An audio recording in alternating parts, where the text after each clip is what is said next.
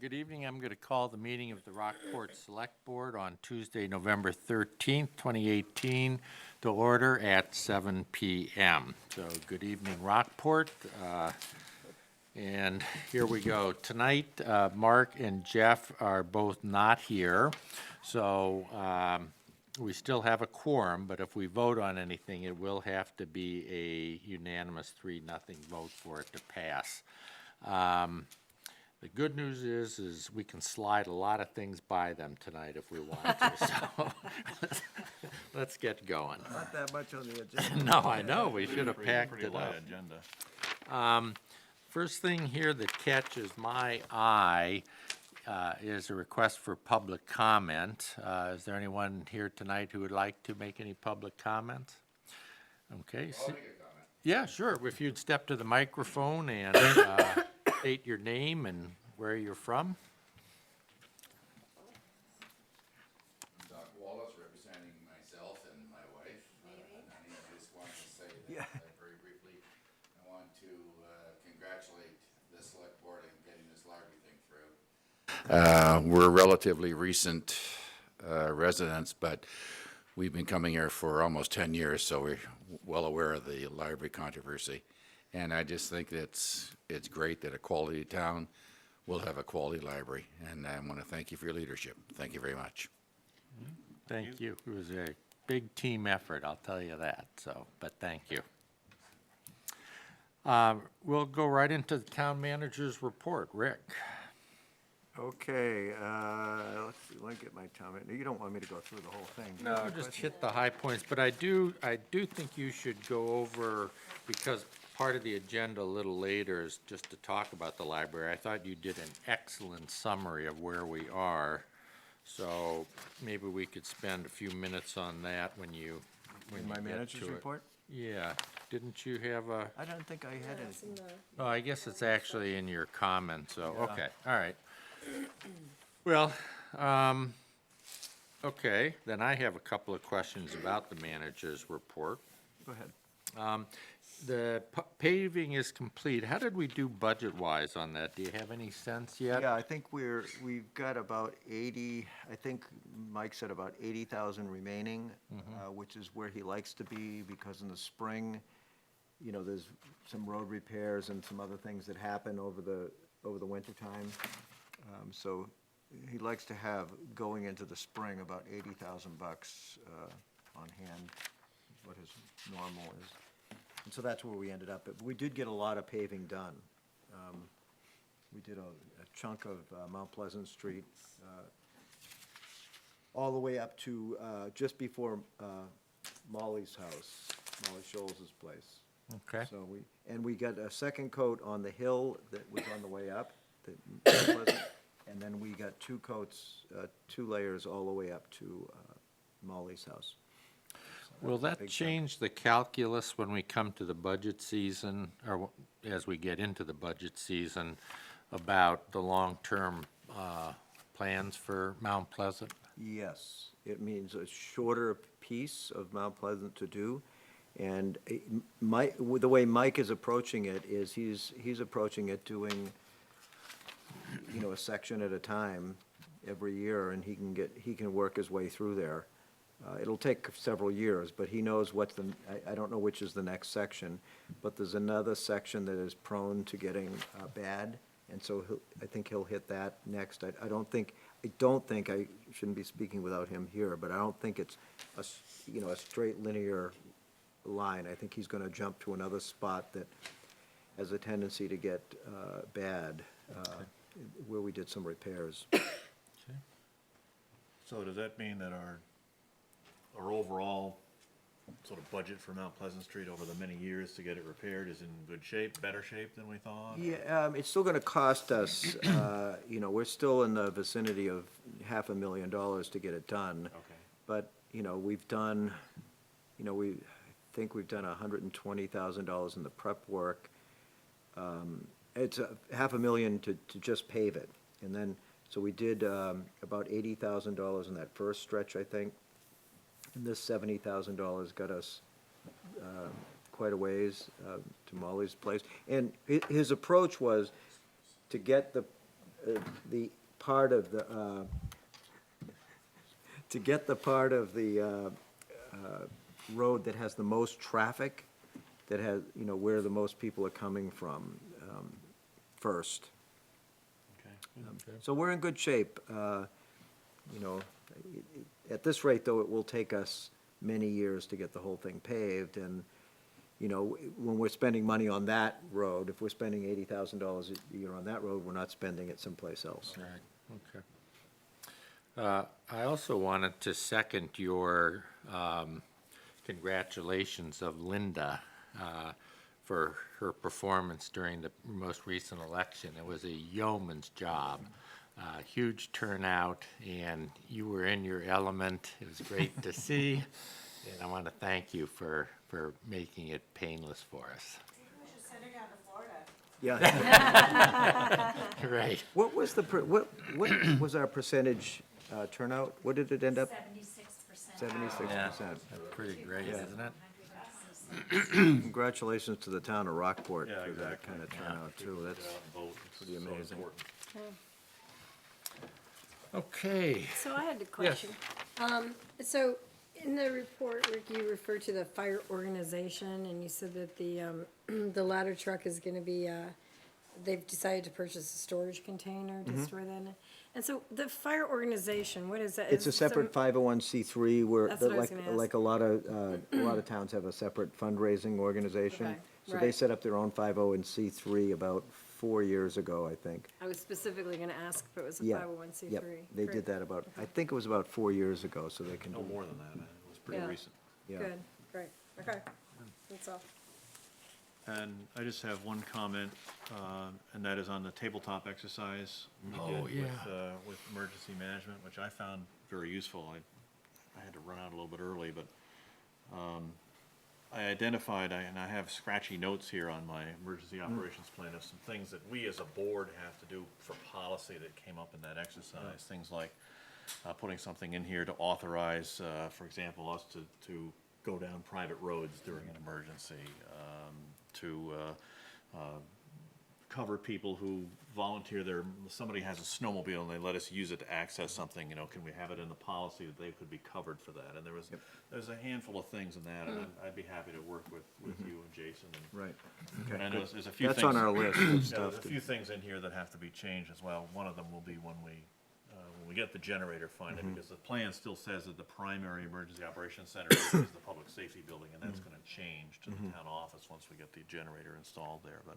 And the generator, I think I have it in here someplace, that it's another 2 weeks out, but Mike met with the company today and got his marching orders of what he has to do for installing conduit and pads and all of that, and the goal is to have it, you know, over the next few weeks, have that all done, so when the generator comes in, it's just basically plug and play. It's, you know, put the generator in place, that the propane lines will be there, everything will be already set up for it, and it's just mounting the generator on the pad and connecting it up. Yes, thanks for following up on that, Ken, that's great. Okay. Are there any agenda change, where am I here? No, public comment, town manager, consent agenda. Do we have a motion to approve the consent agenda? So moved. Second. Just a quick note that Heaven has given her resignation from the Budget Committee. She's just pressed for time. She's also Chair of the Library Committee. So we certainly thank her for her service on the Budget Committee, but again, Yes. she's still working at the Library Committee, and so she'll be a good asset for us Everybody there. signed the card? Yes. Okay, all in favor of the consent agenda? Unanimous again. Don't believe we have any unfinished business. New business. I see Jeff in the audience there. We have three people for the budget, two people for the Budget Committee and one for the Harbor Committee. Cheryl Lichty was applying to be an alternate on the Harbor Committee. She could not be here tonight, but I think many people know her from her previous service on the Library Committee and just from around town activities. So do we want to take her application first. Sam Temple sent a note in support of Cheryl, so. I move to appoint Cheryl Lichty to the Harbor Committee as an alternate member for a term to expire in June 2021. Is there a second? Second. Thank you. All in favor? Once again, it's unanimous. Cheryl does a good job, and she goes all in. Oh, yeah. All right, and now Budget Committee. We have Jeff. We have, Charlene. Jeff and Jeff. yeah, that's right. And we have another one on deck. Okay. There's another Jeff. The Budget Committee will have Oh, yeah. way good too to many see Jeff Jeffs. back there. Do you want to just come up for a minute and say hello, or tell us a little bit about why you're interested? Good evening. My name is Jeff Charland. I live on Forest Glen Drive in Rockport. I'm currently serving on the Capital Improvement Planning Committee. After being recruited, I'd say, to the Budget Committee, I realized that I do have some experience and expertise in budgeting. In my career, as I've said in my bio, I've worked in for-profits and nonprofits. In both of those types of organizations, I've generated budgets, I've been held accountable to budgets, I've managed team members to budget. So I'm pretty familiar with the budgeting process and understand the value of weighing sort of mission and margin, I guess. While not an ideologue, I would come into this budget committee with the hope of holding the mill rate at bay. I think we've made some really wonderful investments in our community recently. I'm not sure what 67, 7, and 26% means, but I'm sure it has something to do with what I'm saying. Just like to represent the citizens of Rockport fairly and do my best to share what I know about budgeting to the budget committee. Great. Do we have any questions for Jeff? I've known I think I've known you for 6 or 7 years probably. At least. And when he moved to Rockport, I said, we'll give you a little bit of a break, but then I'm gonna be tapping you for serving on some boards and committees. That was after Robin tapped me in Camden for the budget committee. When Exactly, I was in Camden. But fortunately, I moved here before I actually had ever sat in a meeting there. Good. Well, and I think your experience on the Capital Improvement Committee will help as you move into the Budget Committee, so you have a little bit of knowledge about those sorts of things. So that's great. And certainly appreciate your willingness to step forward and help with this, too. Yeah, I think you'll be a great asset. Thank you. And keep smiling through the process. Okay. A little intense, but only for a short period of time. Budgets are budgets. It's just numbers. Well, do we have a motion? I move to appoint Jeff Charland to the Budget Committee for a term to expire June 2019, to finish out Jan Rosenbaum's term. Second? Second. And all in favor? Again, it's unanimous. Thank you. Thank you. This, Hope you run again in Yeah, next year, when it comes because up. It's only a short term. This is just a little reminder that I'm putting up. 67% of our tax dollars goes to funding the schools, 7% goes to funding the county, and when it comes to our actual budget, we're responsible for 26% of it. And so I like people to kind of keep that in mind when they come to the select board and complain about increasing taxes. We're only a small cog in the big wheel that's Rockport out there, so. Okay, well, again, thank you. And our next candidate is some guy named Jeff Parker, put on his best pair of jeans to come here tonight. Speaking of small cogs, my name's Jeff Parker. I live on 40 School Street in Rockport, and I'm a glutton for punishment. No, I'd be happy to see what I can add to the Budget Committee. Very good. Well, we Happy appreciate to have you. your. You have a lot of knowledge of it for a lot of years, so Be wonderful. you know what you're getting into. I don't know how that I have a speaks for pretty you. good but- idea. Bring a little And bit. running a nonprofit business myself, I know where my heavy seasons are and where they're not, so. Well, you'll be a good historical reference point for us, Jeffrey, so. And Jeff's knowledge about the Opera House really comes in handy at budget time too, because he can help us, both the Budget Committee and the Select Board, balance what this building really needs to succeed. There's a reason that his name is on this room, because he's put a lot into it over the years, so I appreciate that. Great. Do we have a motion? I move to appoint Jeff Parker to the Budget Committee for a term to expire June 2019. Is there a second? Second. All in favor? And again, it's unanimous. Thank you, And we Jeff. hope you'll run again next June. Thanks, Jeff. Thank you, Jeff. Yeah, all I promised them was they had just to serve out the year, and then they can make up their own mind. And we'll work on them. Okay, so we're now on to the harbor fee schedule. This is sent to us from the Harbor Committee, and they've ground this out. Jeff is our liaison to the Harbor Committee. He's not here tonight. I don't see Abby. I guess sort of the question that I had, and I don't know if Rick can answer it, will we expect a break-even budget now from the harbor this year with the increases we had last year and then this year, do you know? No, I don't think so, because one of the increases that we did, Abby was saying, one of the things that we did, and I made her go back and do the math, is when we gave the harbor Non-resident. non-resident taxpayers the resident rate, we lost a chunk of money. It was, and I said, really, it was like $10,000 or something? It was significant. Which I think is still the right thing to do. I think it makes total sense to Yeah, treat it's those fair. people fairly. So I think, I don't think we'll be quite there, but we have been doing better with our overnight dockage, which makes a big difference.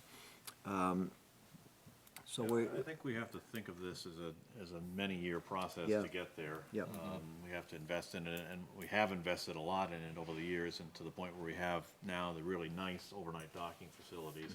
But it takes time for people who are coming to the Penobscot Bay Area with their boats to sort of discover that we have that facility here, and sooner or later it will happen by word of mouth, and we'll see an increase in the usage of that, and then when we get to the capacity of that, then we can talk about perhaps increasing the rates a little bit, but you don't want to increase the rates too soon and choke drive that people off. away.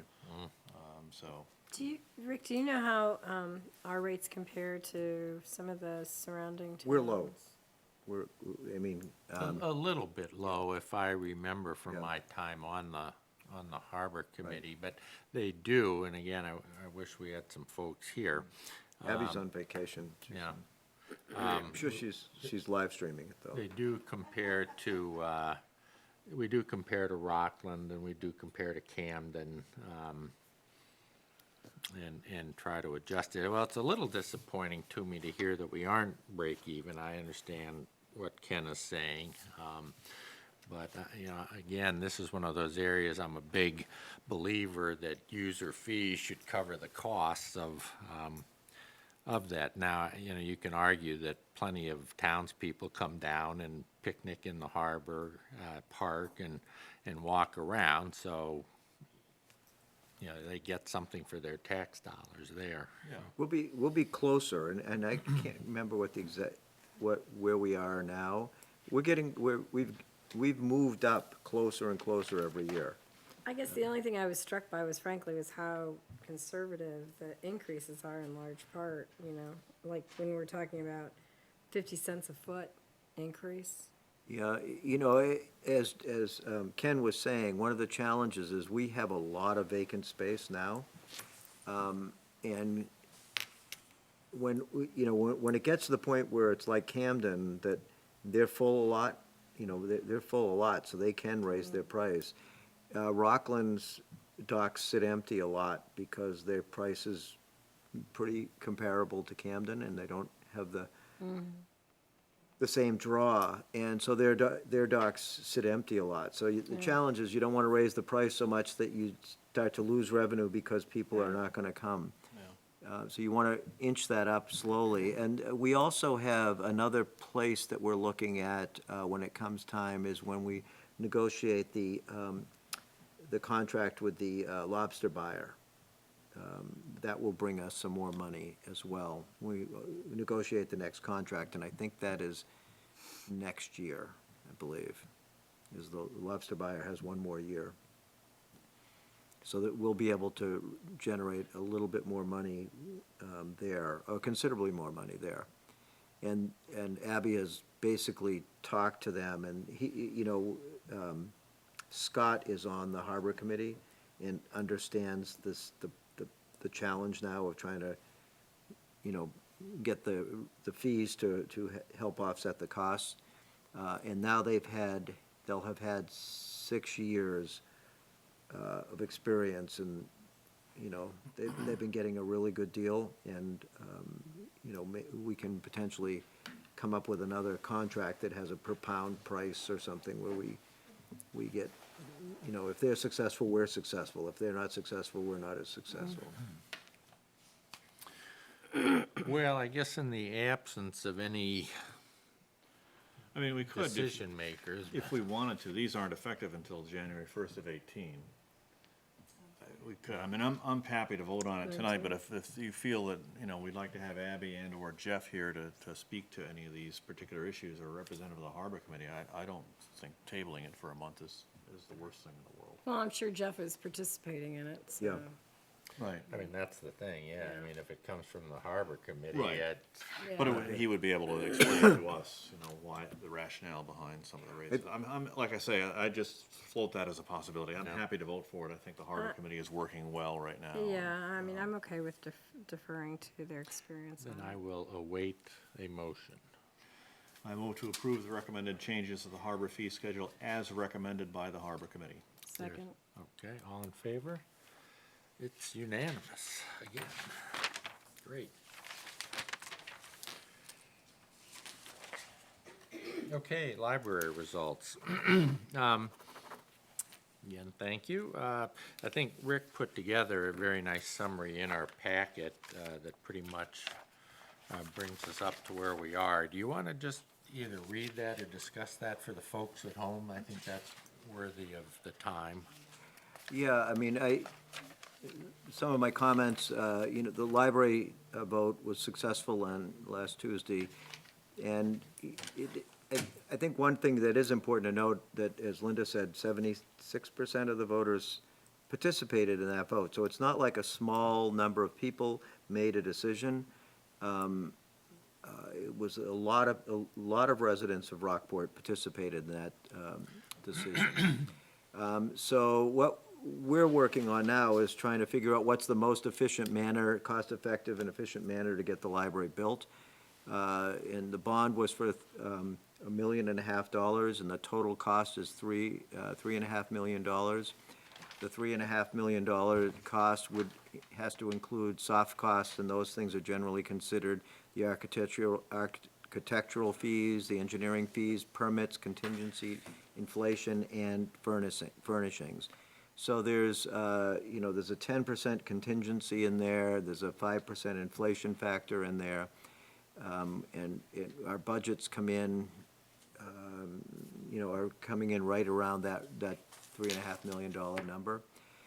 With the 10% contingency and the 5% inflation factor. It does not include the parking, sidewalks, and intersection improvements.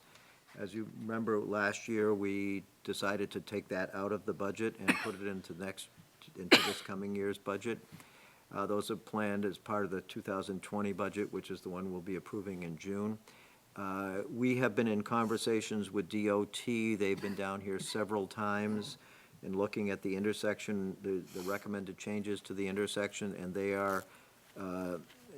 have basically approved that. Will has been working with them. We're on their schedule for a grant application, which will put us in a really good position for 50% of the cost of the intersection, and the sidewalk improvements would be covered by DOT for improvements to the intersection, because they've been wanting to see that intersection improved for many years. The improvements to the parking, though, on Lime Rock Street, if I can think about where the plan that they were looking at is, they'd be participating in partway up Lime Rock Street, just as the intersection goes.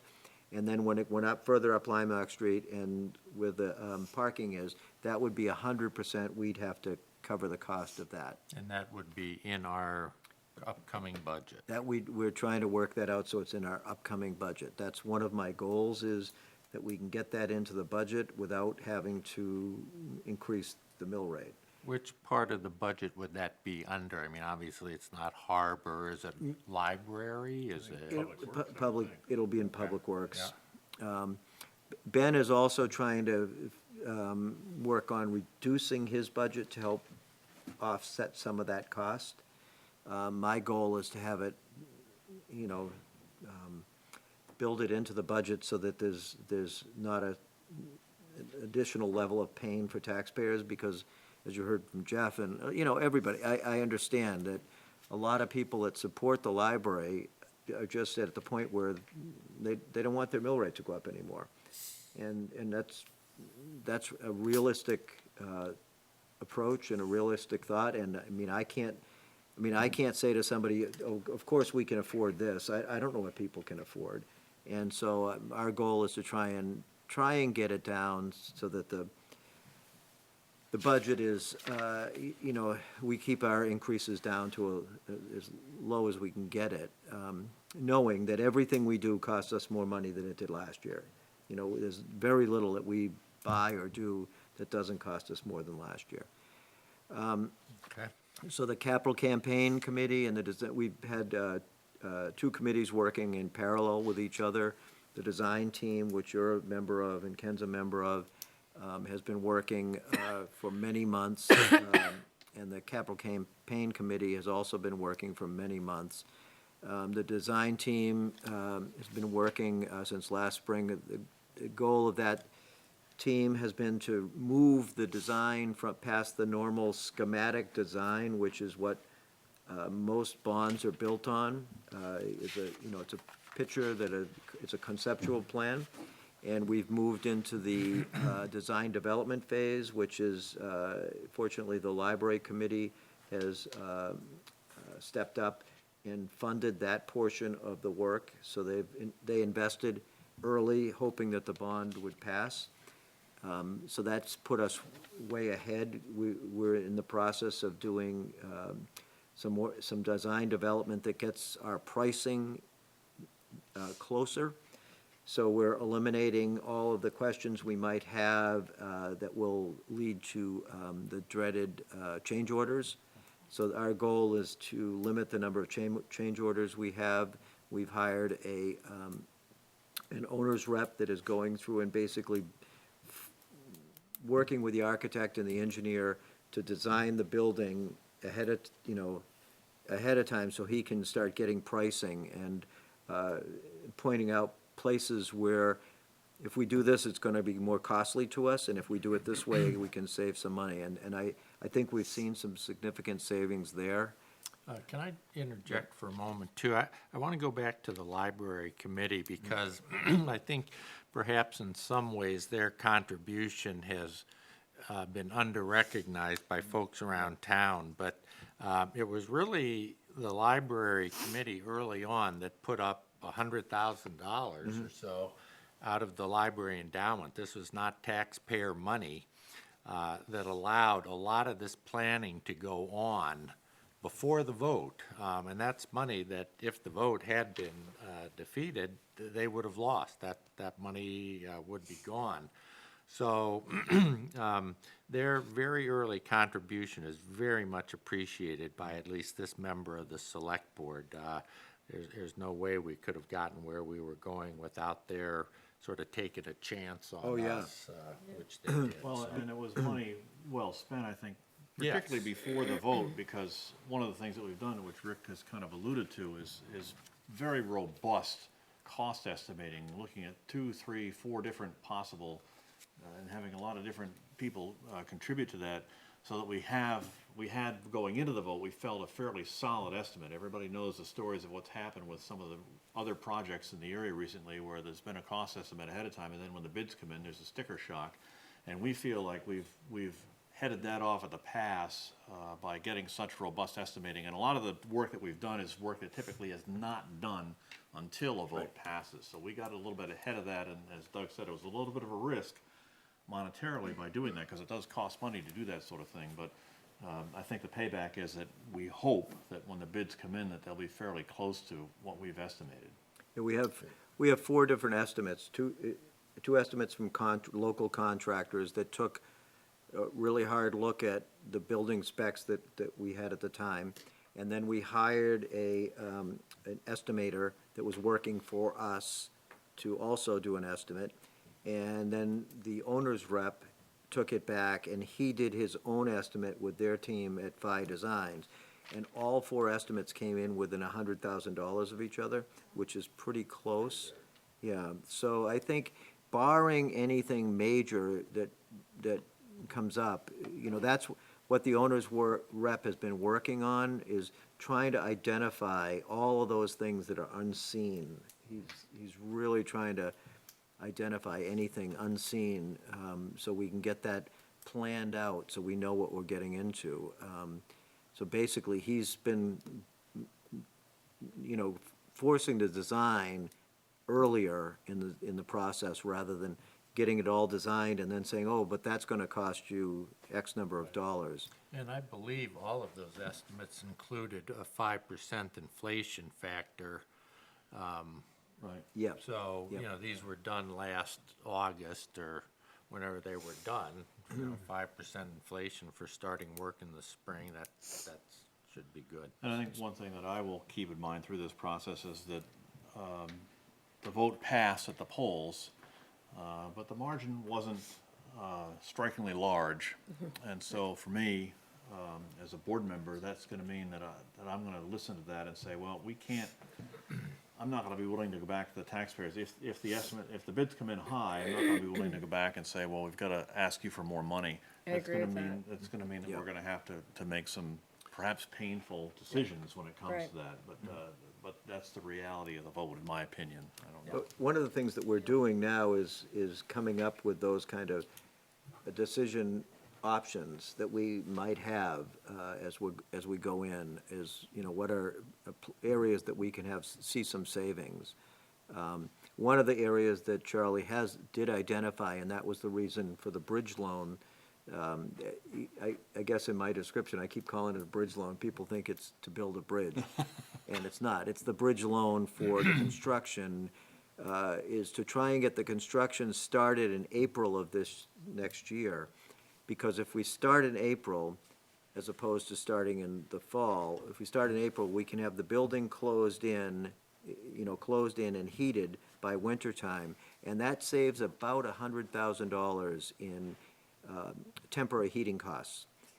So, you know, it's worth getting that bridge loan, you know, and paying a little bit of interest on that bridge loan for two reasons. One is because you're saving the heating cost, and then the longer we wait, the more the material prices, and the more Another those other 5% prices. in another Right. year. So getting it done quickly is to our advantage. One question, we were up, and it seems like my notes say we were planning on starting. Well, it seems like We are. well, it's an option. It's Yes. still an option. Originally, we were planning on starting demolition as soon as possible.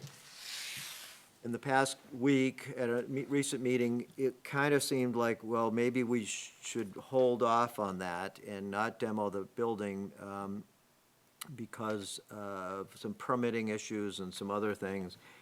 And now that Charlie is back and and Mike has been more involved in the process, I'm having Mike get much more involved in this process now, is that Mike thinks that the demo will take him about 5 to 6 days, demo, removing all the stuff, and then leveling off the lot. It'll take him about 5, he'll need a window of good weather, Mr. Weather Guy. He'll need a window of good weather of 5 to 6 days of decent weather. I mean, they can move a lot with an excavator, but he'll need a window of about 5 or 6 days. The advantage that Mike thinks is that the more we get off that site now, the less he has to do in the spring when it's muddy and hard to deal with.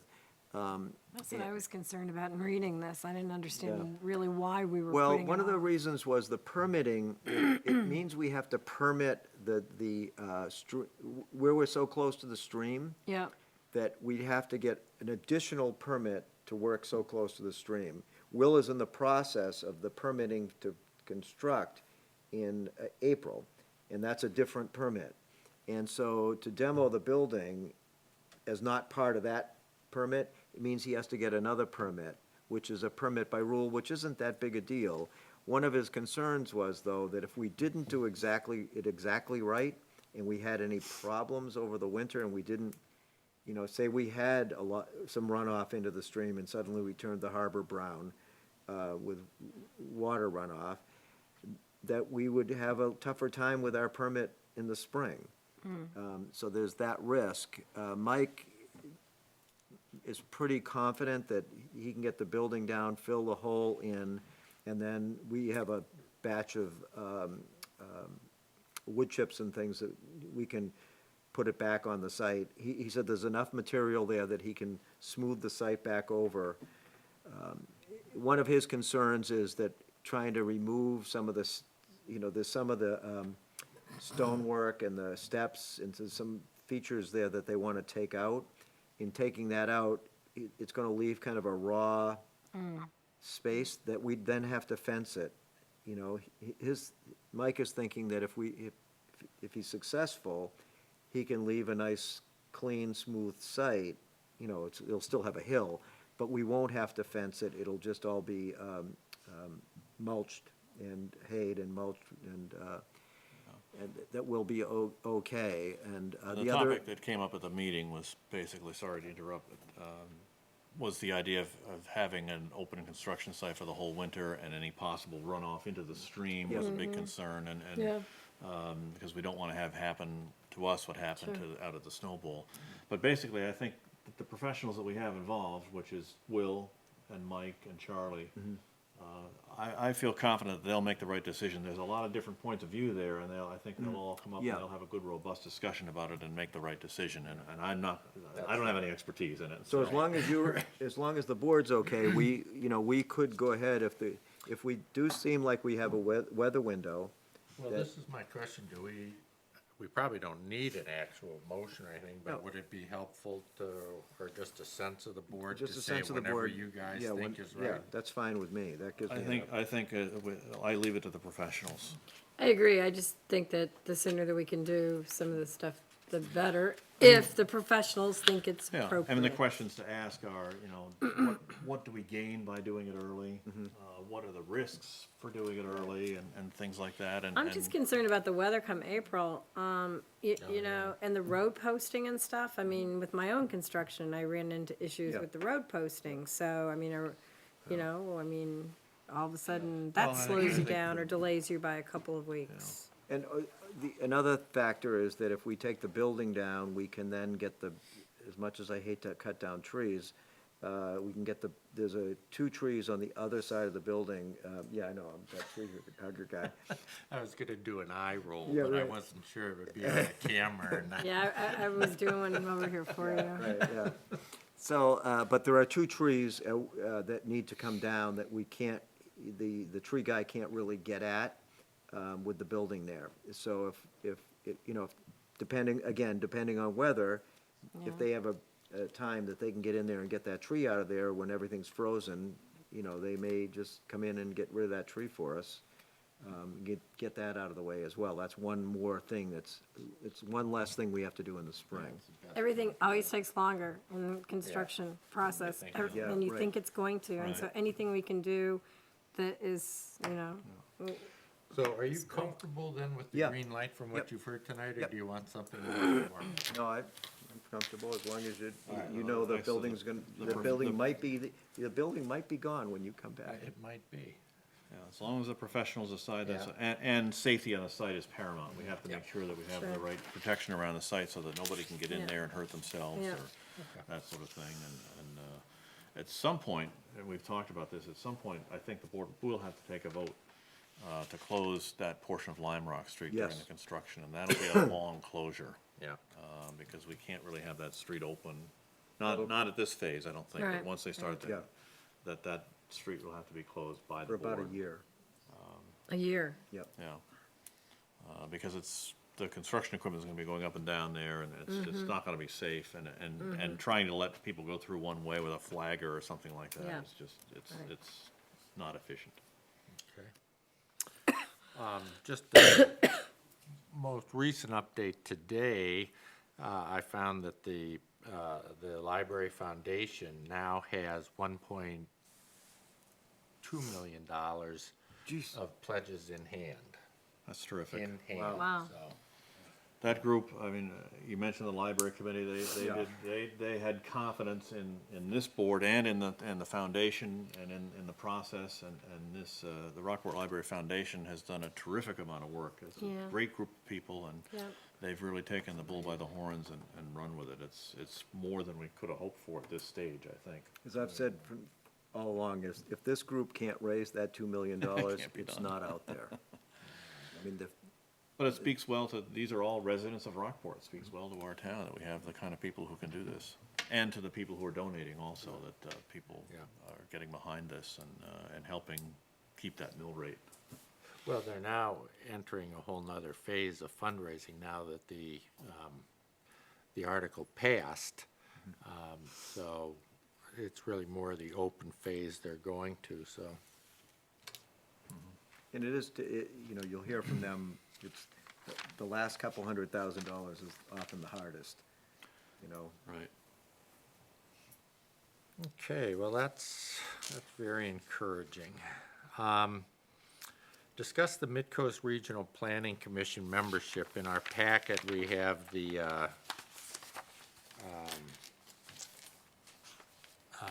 an explanation sort of what they like to do and what our dues are. I believe it's $600 a year. And we did actually get the, my notes are wrong, because we Let me did have take a the bill. application. We did, Get a bill, that is the invoice. oh, yeah, that- okay, so we have a bill, and then, My notes are wrong.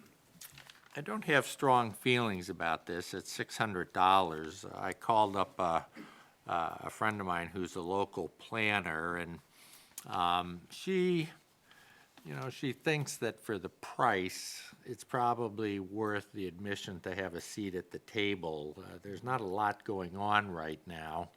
You know, she also felt that perhaps we don't utilize some of these organizations as well as we might, you know, asking more of them. So, you know, I guess sort of my inclination would be to sign up again, but again, I don't have strong feelings. I tend to agree, I think. The tough part is, it's hard to know when a regional issue might come up that might be very important to the town. Right. And that we really Exactly. want to work with our neighbor towns on, and all we need is one of those to justify about Right. 10 years' worth of dues in this Right. thing. And so I think, and it's important, I think, for all of the towns around to participate to keep this entity going, because if the towns start to drop off, then the entity will fail, and then we don't have a resource. And right now, as you say, it's not the most active organization around. It's not as active as MCED, I don't believe, Rick, is it? No. But it is, you know, if Gateway One ever rears its head again or whatever, which was the Route One planning thing of a few years ago, maybe it becomes more interesting. So I'm happy to say, let's continue it. I agree with that assessment.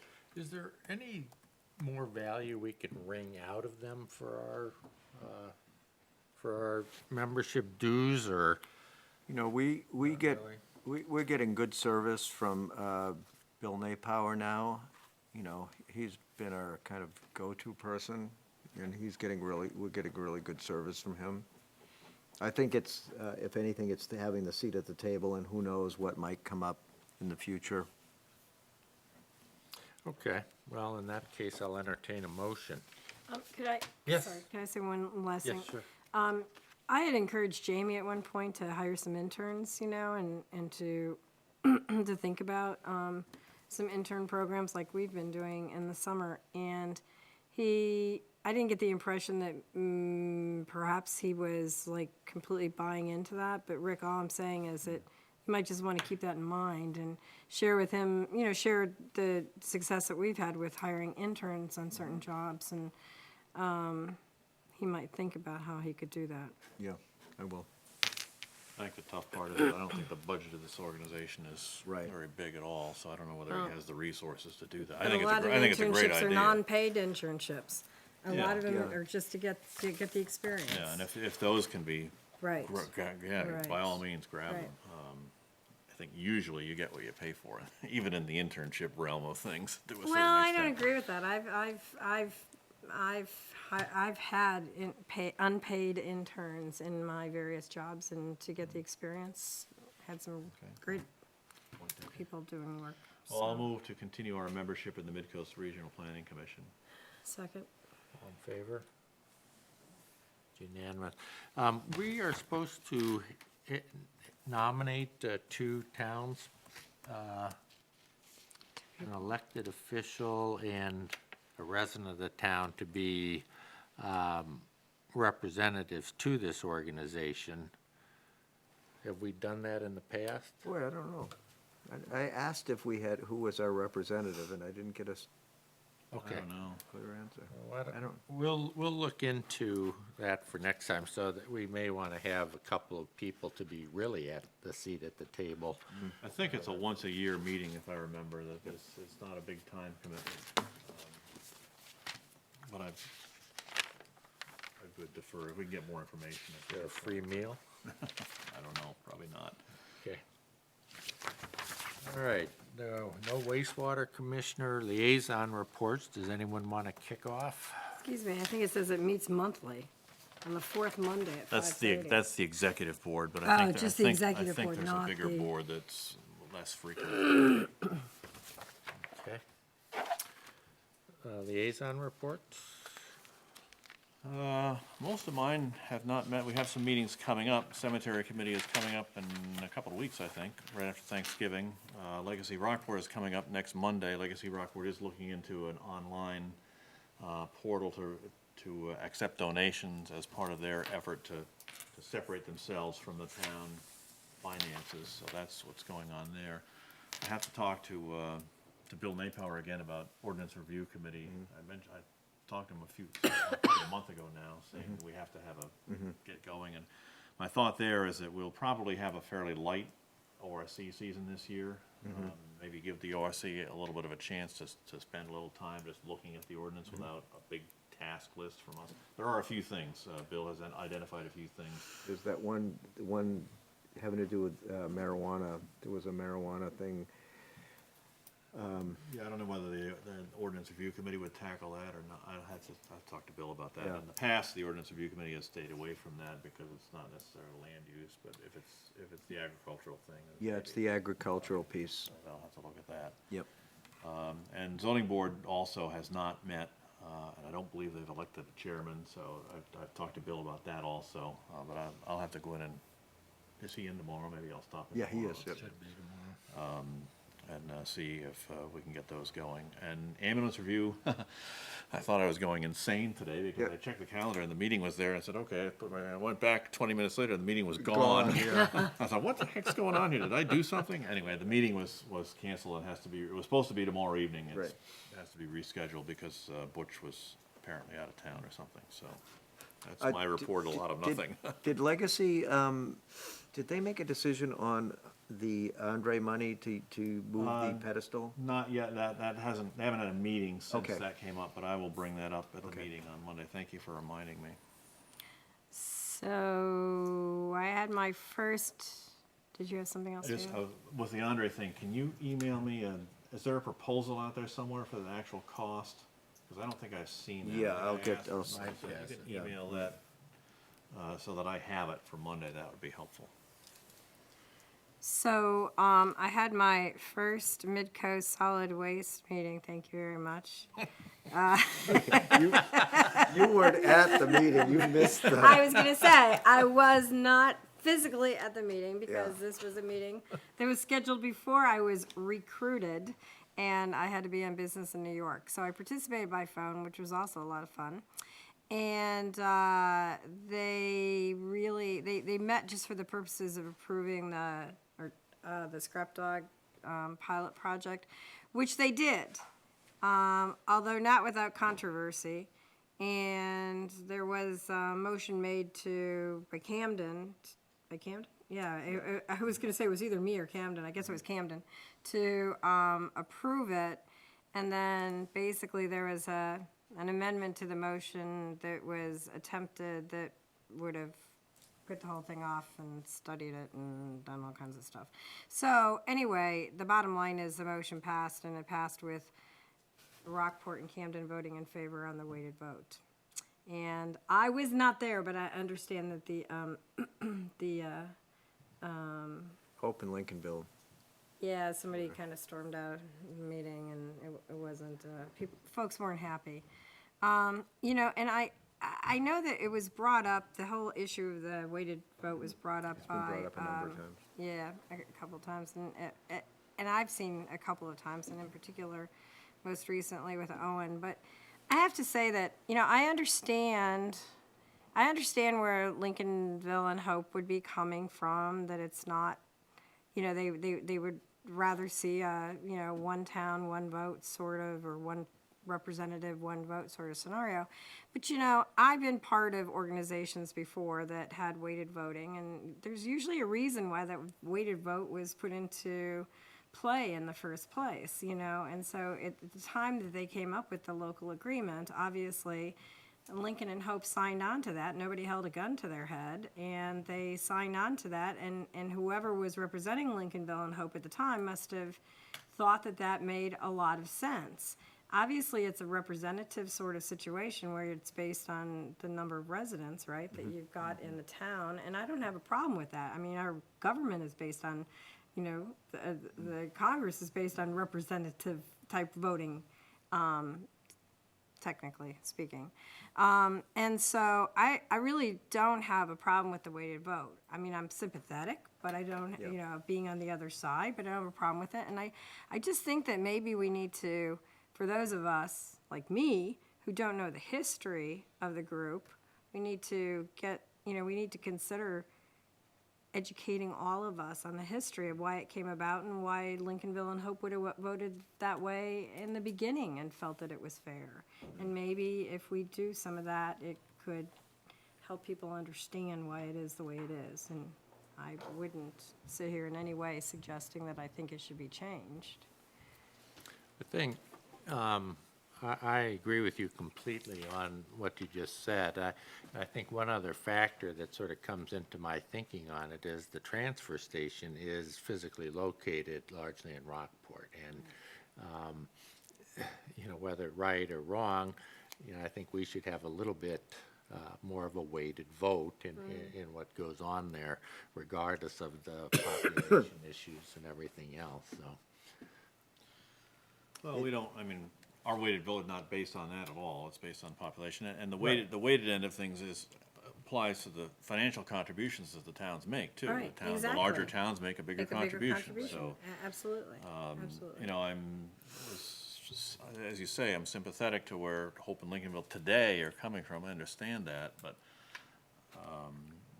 and that's why, when Owen was here, I think he was open to exploring other possibilities, maybe not going to the one town, one vote thing, but trying to move a little bit in some way so that we, for most important decisions, we can get at least 3 of the 4 towns in sync or something. And I don't know where that'll end up going, but I think that the concept of the fact that the people who pay for it have a bigger say in how it's run is not invalid. We don't want to ignore the other towns because I agree. they're important to it also. Yeah, sure. And they, you know, they're in a tough place because they have to have some place where they can dispose of their solid waste. It's a big problem. Right. And you're finding that out and Rick knows, this is a big deal with solid waste because it's not like 30 years ago where you can just go throw it in a pit and forget about it. Right. You can't do that anymore. I had an interesting conversation with a friend of mine who sits on, who was the chair and now is just a member, you know, not the chair, of another town select board that's in the region. And he was mentioning to me his experience, you know, as having been chair and then now as a member. And they're on the receiving end of a similar weighted vote situation. Mm-hmm. And their concern is that we were on vacation together and we just happened to be having this discussion. And You have fun they- vacations. Yeah, yeah. But their concern is when a budget increase, you know, is such that, and they've experienced that apparently, budget increases that, you know, it just taxes them beyond what their, you know, what their residents can pay. And they don't have any way of, you know, of controlling that because, other than to withdraw. So, In Midcoast Solid Waste case, the cost of withdrawal, you know, is substantial because, you know, they can pull out, but they are also obligated to pay the closure cost and the monitoring cost forever.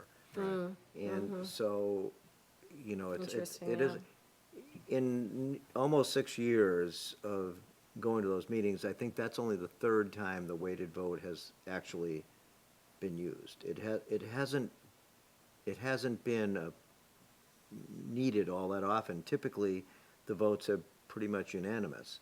This was one that was, you know, and I hadn't been at the previous two meetings, I had missed the previous two, and I was looking at it thinking, we're having this discussion over a $3,500. Yeah, that's the thing. exactly. It's not a big thing. Exactly. If it was a $50,000 item, that would be Yeah, that'd different. be very Right. different. But we were talking about $3,500 that it wasn't put out to bid. We wouldn't put out a $3,500 expenditure to bid. And it's only for Right. 1 year. And it's only Right, for and 1 it's year. only for 1 year. And it's interesting, I was in the bank today, in the downtown Camden National Bank office. And they have a table in there that they often have businesses that display things on it. And Scrap Dogs has been there for the last month. They've been the one that's been on the table.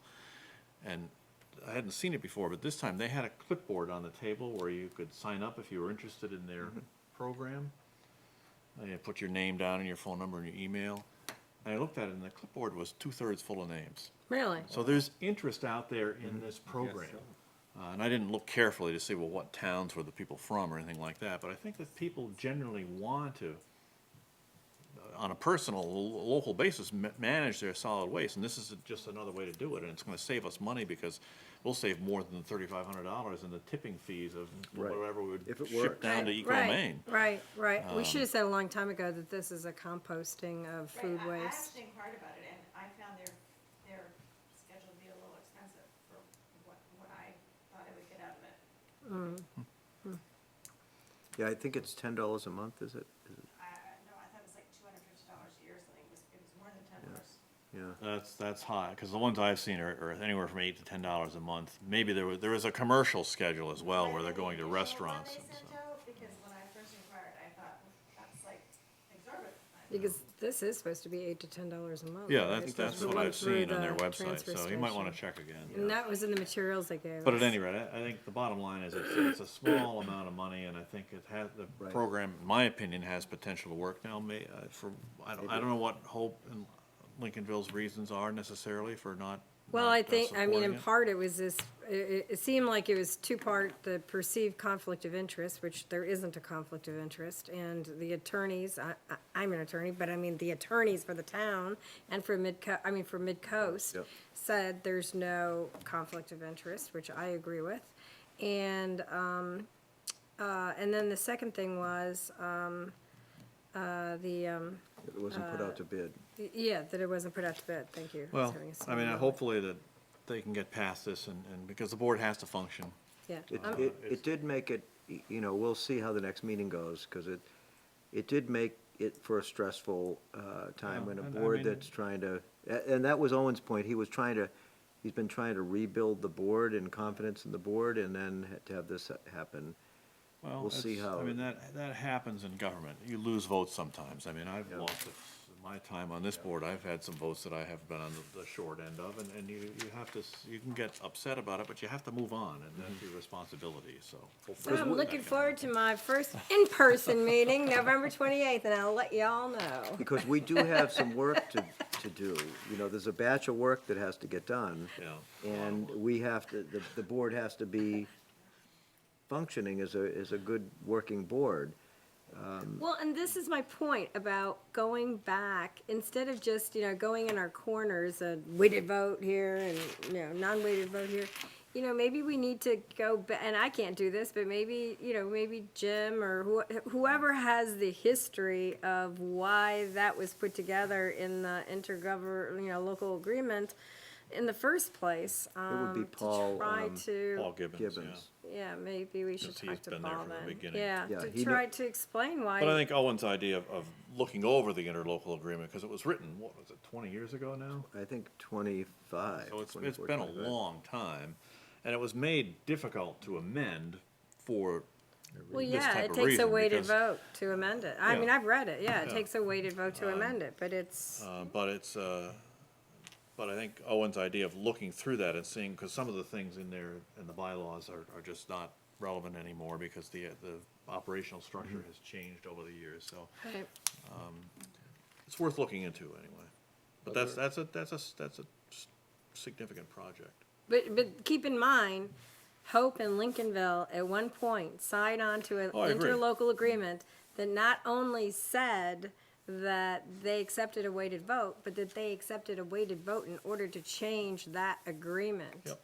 So, you know, there's gotta be some history there as to why that, you know, that made sense and to them. Other liaison reports from you? Okay. Let's see, first on my list here is the Finance Committee. The last meeting was essentially the annual meeting with Bar Harbor Banking and Trust. This is the investment committee, right? Yeah, Investment Committee, Finance Committee, Investment Committee, yep.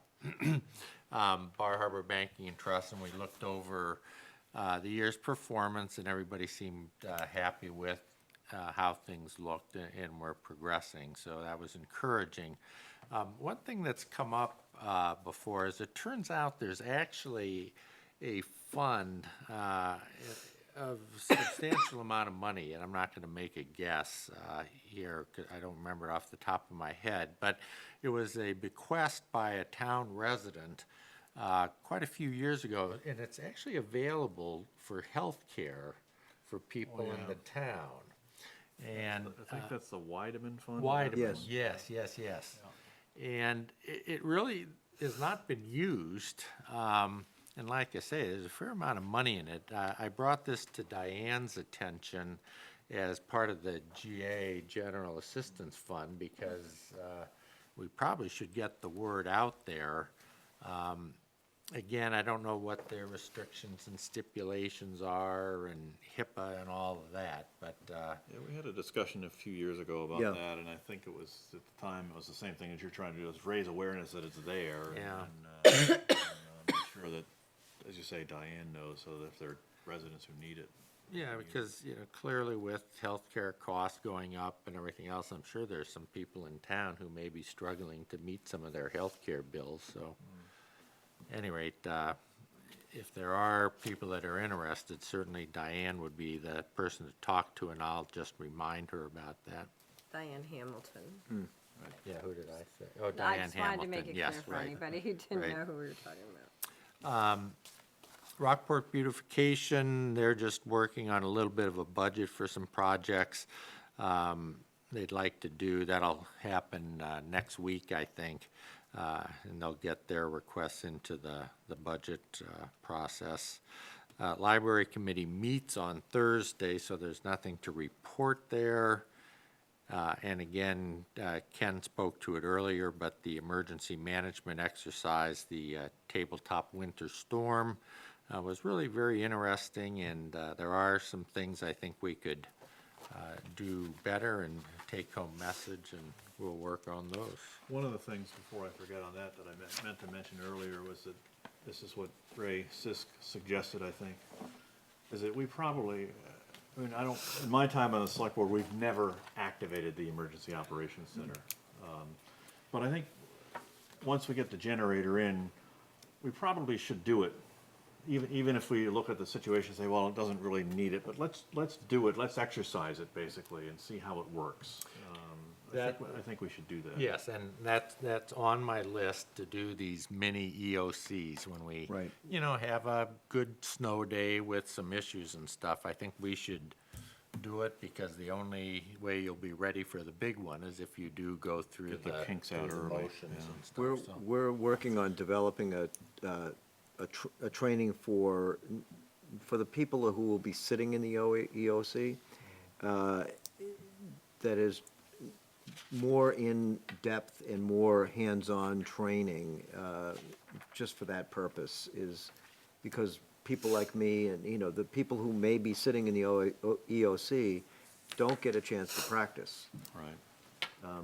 Jason, Mike, those, and Randy and Abby and those guys, they're constantly training, constantly get a chance to practice. It's the rest of us that will be in the EOC potentially. We don't get a chance to practice and make sure we're doing a good job. And then for an extended period of time is that if it means calling up other people to fill in, making sure that we have all of the paperwork and all of the pieces that we need ready. The only way you know if you have it all is if you try it. Try it, yeah. My final comment is on the Parks Committee. As you remember, we had that discussion about the Clam Cove Park. One citizen wrote us a letter in support of the park and keeping it open fully. I had a phone call from another citizen the other day who also likes that park. Not that I don't like it, but the cost benefit. And so I think probably for December, we probably ought to put this, I guess it's not urgent because the park is now closed for the winter. Yeah, it is. Yeah. But I guess I'd sort of like to make a decision about that. Maybe we could do it in December. And, you know, my inclination again is to close off the very far part and just maintain the first area. I'm also setting up a meeting with Ryan Gates, who's Coastal Mountain Land Trust, because they get some overflow of some of the dubious activity from that park up at the Rockville Road area, and he wants to talk with Rick and I and Randy, because to coordinate the effort, so if you close one area, it doesn't just end up in another area. Else, yeah. So, do you guys want to tackle that next month, or do you want to wait until? I guess my only thought was You're I gonna have would, a big agenda on the 3rd, I think. I would say that if we're gonna talk about it, I think we need to have a lot of information about what it would mean if we gave it back to the state, what the various options would mean and things like that. Because I think if we have, at this point, if we had a discussion about it, I think we'd raise more questions than we would necessarily answer.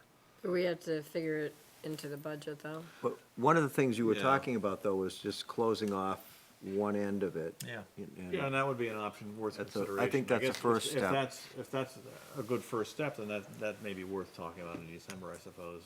I don't know that we would be ready in December to make a decision whether to give it back to the state or not. I think Yeah. we Yeah. need more time on that. Okay. Yeah, I sort of thought we talked through a lot of it. You know, again, giving it back to the state doesn't make a lot of sense, even if it sat there fallow.